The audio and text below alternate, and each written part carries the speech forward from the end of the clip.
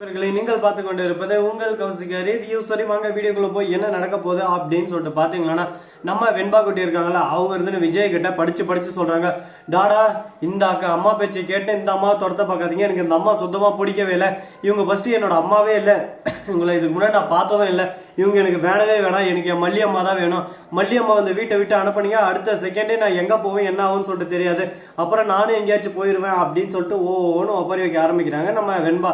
இதை கேட்டது நம்ம விஜய் சைலண்டாவே இருக்க, ஒரு பக்கம் ரேணுகா என்ன எந்த அளவுக்கு முடியுமோ அந்த அளவுக்கு எல்லாரும் சேர்ந்து கஷ்டப்படுத்துறீங்க, நான் இனிமே உயிரோட இருக்கிறதுல இந்த மல்லி ஆசைப்பட்ட மாதிரி நான் இறந்துடுறேன், அப்பதான் எல்லாருக்கும் சந்தோஷமா இருக்கும், உனக்கும் விஜய் ரொம்ப மகிழ்ச்சியா இருக்குல்ல, நான் உயிரோட இருக்கிறது தான் உனக்கு பிரச்சனை, நான் இறந்துற விஜய், நான் யாருக்கும் பாரமா இருக்க விரும்பல, நான் போறேன் அப்படின்னு சொல்லிட்டு ரேணுகா ஒரு பக்கம் பெர்ஃபார்மன்ஸ் பண்ண ஆரம்பிக்கிறாங்க. உடனே பார்க்கணுமே அந்த இடத்துல நம்ம மல்லிய விஜய் அடிக்க ஆரம்பிச்சிடுறாரு, நீ இனிமே என் கண் முன்னாடி நீ தயவு செஞ்சு இந்த வீட்டை விட்டு வெளியே போயிரு அப்படின்னு சொல்லிட்டு ரொம்பவே கோவப்படுறாரு விஜய். இதனால மல்லி இருந்து ஒரு பக்கம் கதறி அழுந்துட்டு, உன்னால நம்பி வந்த மாத்தியா, என் வாழ்க்கை தொலைச்ச மாத்தியா, நான் தான் எல்லாத்துக்கும் கதறி அழுது, நீயே ஆடுற, என்னை விட்டு தயவு செய்து இனிமே உன் வாழ்க்கையில் நான் வரவே மாட்டேன், தெரியாம உன் வாழ்க்கைக்குள்ள வந்தேன், என் வாழ்க்கை இப்ப நாசமா போச்சு, நான் என்ன பண்ண போறேன் ஏது பண்ண போறேன்னு சொல்லிட்டு தெரியல, ஆனா என் வாழ்க்கை கேள்விக்குறியில் தான் இருக்கு, அதை பத்தி நான் நினைச்சு என்னைக்கும் கவலைப்பட மாட்டேன், நான் எங்கேயோ ஒன்று போய் ஏதோ ஒன்று இருந்துருவேன், ஆனா என் வெண்பாவை மட்டும் பத்திரமா பாத்துக்கோ அப்படின்னு சொல்லிட்டு விஜய் கிட்ட கூனி குருவி பேசிட்டு அந்த இடத்துல இருந்து நம்ம மல்லி கிளம்புறாங்க. அதே சமயத்துல வெண்பா இருந்து, நானும் வர மல்லி அம்மா,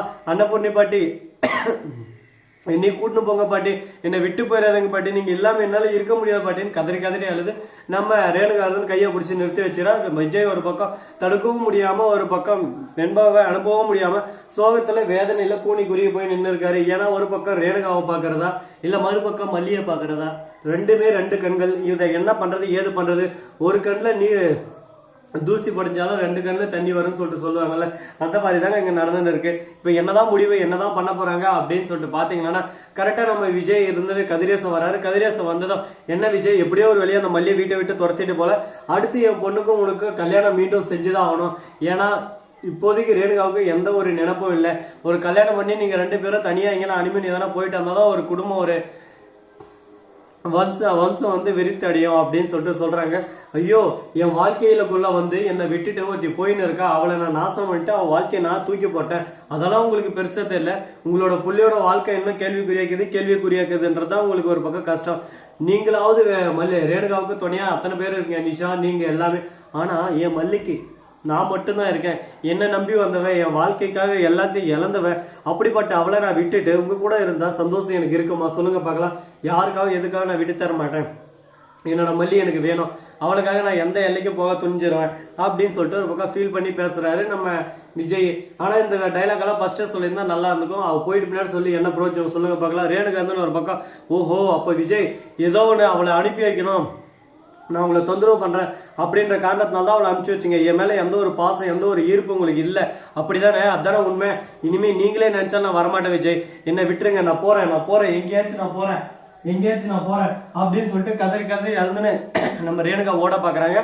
உடனே நம்ம கதிரேசன் போய் கையை பிடிச்சின்னு, என்ன மாப்பிள்ளை இதெல்லாம் உங்க இஷ்டத்துக்கு எதோ பண்ணிருக்கீங்க, இப்படியே போச்சுன்னா அதுக்கப்புறம் மரியாதை இருக்காங்க பாத்துக்கோங்க, வெண்பா வா நம்ம வீட்டுக்கு போலாம் அப்படின்னு சொல்லிட்டு கூப்பிட, நான் எங்க அப்பா விட்டு வரமாட்டேன், எங்க அப்பா எனக்கு மல்லி அப்பா தான் விட்டுட்டு யாரு எனக்கு வேணாம் அப்படின்னு சொல்லிட்டு கதறி அழ ஆரம்பிச்சிடறா. இப்ப என்ன பண்றது ஏது பண்றதுன்னு சொல்லிட்டு தெரியாம கதிரேசன் ஒரு பக்கம், இதுக்கு வேற வெளியே இல்லை விஜய், ஒண்ணு என் பொண்ணு கூட சேர்ந்து வாழ்ந்துன்னு வெண்பாவா பாத்துக்கோங்க, அப்படி இல்லைன்னா உங்களுக்கு வேற கல்யாணம் ஆயிடுச்சு, வெண்பாவோட அம்மா வந்துட்டான் அப்படின்னு சொல்லிட்டு நான் கேஸை போட்டு வெண்பாவை எங்க பக்கம் கூட்டுக்க வேண்டிய நிலைக்கு என்ன தள்ள வச்சிடாத, உன் பொண்ணுக்காக தான் நீ வாழ்றன்னு சொல்லிட்டு சொன்னதெல்லாம் பொய்யா, இப்போ உன் பொண்ணுக்காக தானே வாழ்ற, உன் பொண்ணு ஆசைப்பட்ட மாதிரி இங்கே வந்துரு அப்படின்னு சொல்லி, என் பொண்ணு எங்க ஆசைப்பட்டா, என் பொண்ணுக்கு இன்னும் மல்லியை தான் பிடிக்கும், மல்லியம்மா தான் வேணும்னு சொல்றா, நீங்க தான் தேவையில்லாத ஒரு புது கதையை கட்டி புது கதைக்குள்ள என்ன இன்வால்வ் பண்ண பாக்குறீங்க, என்னை விட்டுருங்க தயவு செஞ்சு என்னை விட்டுருங்க, என்ன சந்தோஷமா இருக்க விடுங்க, என் மல்லி கூட என்ன வாழ விடுங்க அப்படின்னு சொல்லிட்டு கதறி அழ ஆரம்பிக்கிறாங்க.